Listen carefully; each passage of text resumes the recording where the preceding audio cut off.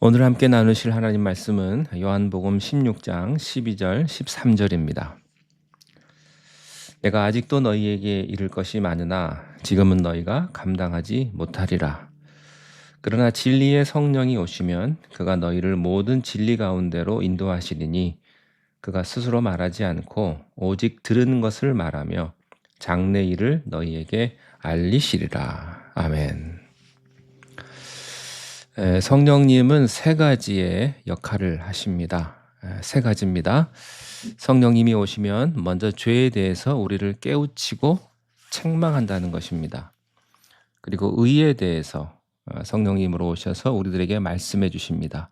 그리고 세 번째로 심판에 대해서 성령님께서 책망하시고 말씀하십니다. 여기서 책망한다는 말은 혼낸다, 꾸짖는다 이런 의미보다는 깨우친다, 알게 한다, 깨닫게 한다 이런 의미가 더 강합니다. 성령님께서 우리에게 오시면 죄에 대해서 우리를 깨닫게 해주시고 의에 대해서 깨우치게 해주시고 그리고 심판에 대해서 이해하게 하신다는 말씀입니다. 이것을 조금 더 쉽게 설명을 하면 대부분의 많은 사람들이 성령이 임하기 전에는 자기가 죄인이라고 고백하지 않고 인정하려고 하지 않습니다. 그렇습니다. 우리가 조금 죄를 짓기는 하지만 죄 안 짓는 사람은 없죠. 그렇게 인정은 하지요. 그런데 이 정도는 꼭 나만 죄 짓는 거냐? 사람들은 다 그렇게 생각을 합니다. 이건 다 통용되는 거다. 모든 사람들이 다 그렇고 그래서 괜찮은 거다. 이렇게 죄를 인정하려고 하지 않습니다. 그런데 성령이 임하시면 강팍했던 내 마음이 무너지면서 자기 허물과 실수와 죄를 인정하게 되는 겁니다. 이게 성령의 역사입니다. 두 번째, 성령이 임하면 우리가 가지고 있었던 어떤 선행이나 어떤 합리화를 포기하게 됩니다.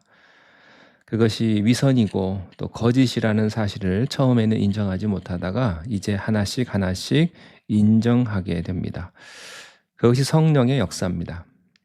세 번째, 성령이 임하면 이 세상에 종말이 있다는 사실을 인정하게 됩니다.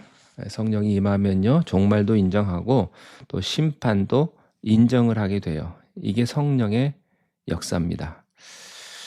이런 영적인 깨달음은 한꺼번에 다 알아지지가 않습니다. 믿음의 수준만큼 알아지는 것입니다. 12절 말씀에 내가 아직도 너희에게 이를 것이 많으나 지금은 너희가 감당하지 못하리라. 어린아이는요, 어린아이가 가지고 있는 지식과 정보와 경험을 기준으로 모든 것을 판단하죠. 그래서 아무리 크고 좋은 것이 있다 하더라도 어린아이는 그것을 깨달을 능력도 또 이해력도 없습니다. 어린아이만큼 아는 거예요. 근데 이 어린아이가 이제 학교를 가고 세상을 경험하고 성숙해질수록 그의 판단력과 그의 통찰력 그리고 이해력은 커지게 되는 것입니다. 여러분, 우리가 처음부터 하나님 다 알 수 없어요. 믿음의 세계에 들어간다. 그래서 처음부터 다 갑자기 알아지는 게 아니죠.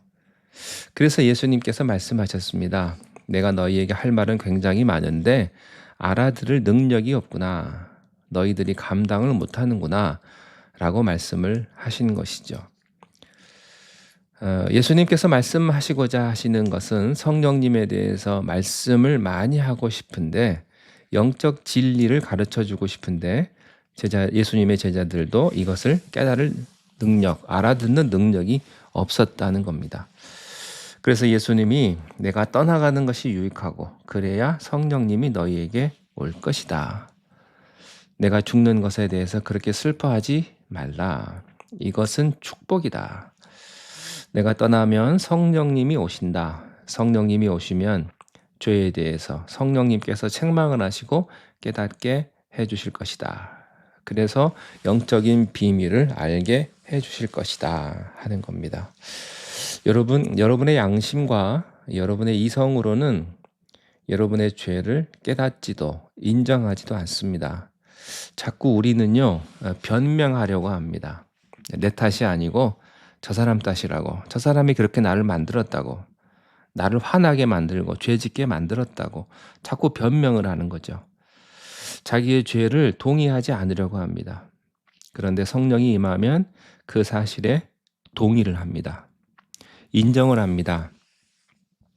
나중에는 눈물을 펑펑 쏟으면서 하나님 미안합니다. 정말 나는 구원받을 수 없는 죄인이군요.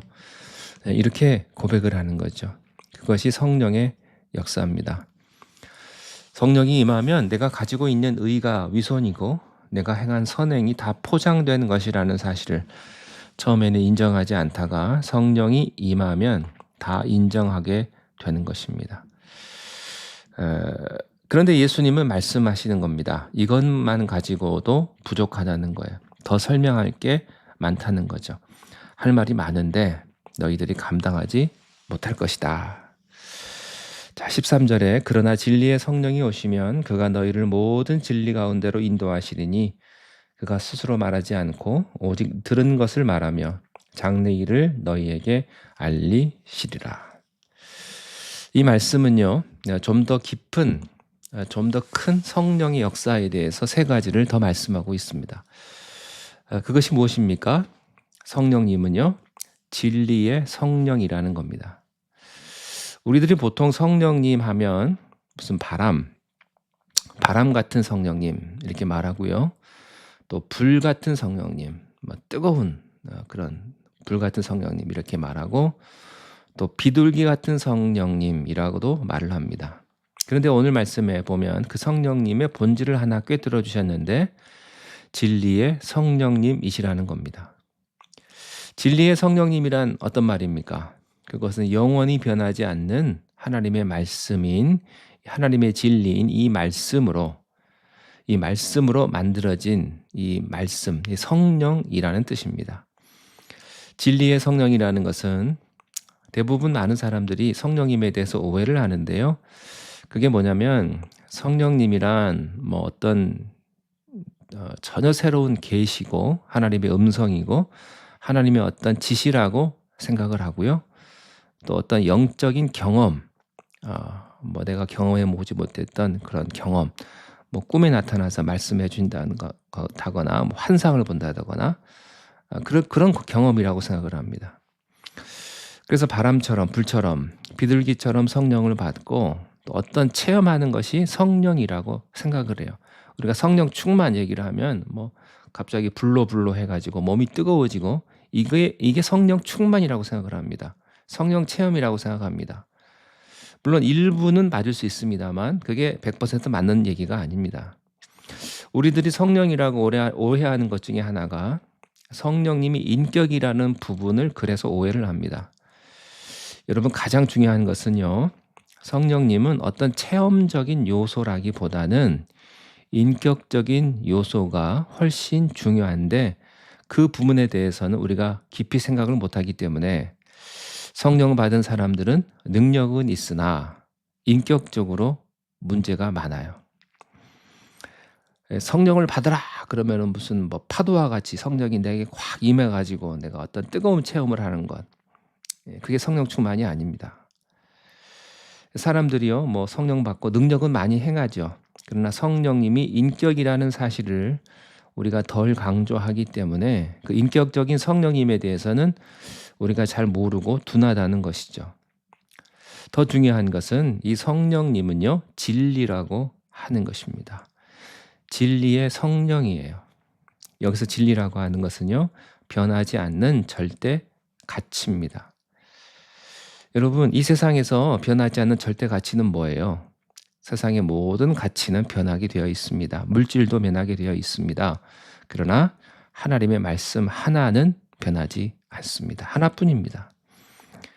그래서 진짜 성령님이라고 말할 때는 성경에 기록된 하나님의 말씀에 기초한 그 성령, 하나님의 진리인 이 말씀으로 만들어진 기초된 관계된 그런 성령이라는 사실을 우리는 깊이 생각해야 합니다. 오늘 말씀에 기록된 이 진리의 성령이란 뭐냐 하면요. 이 성령님이 바로 진리의 말씀인 하나님 말씀, 이 말씀이 성령이라는 겁니다. 저는 여러분이 성령에 대해서 오해하지 않기를 바랍니다. 그래서 성령 충만 받는다는 것이 어떤 현상으로 이해되지 않기를 바랍니다. 그 현상이 대표적인 게 방언이죠. 예언하고 또 귀신 쫓는 것.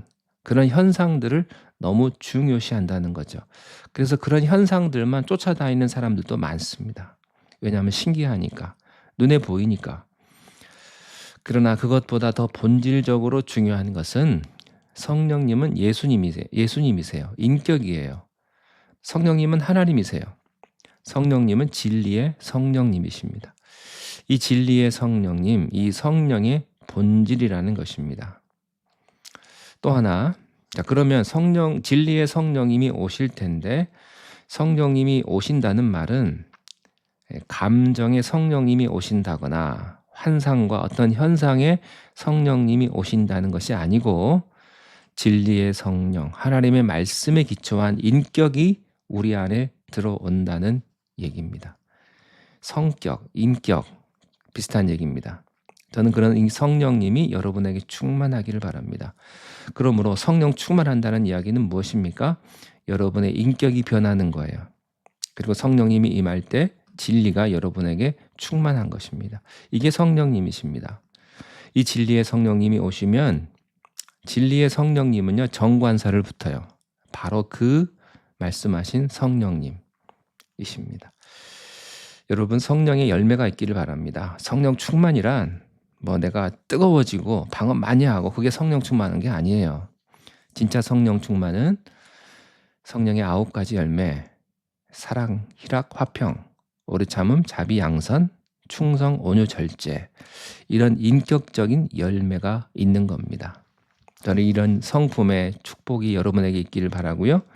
그리하여서 성령의 충만함으로 이 세상을 넉넉하게 이기시는 그런 축복이 여러분 모두에게 함께 하시기를 바랍니다.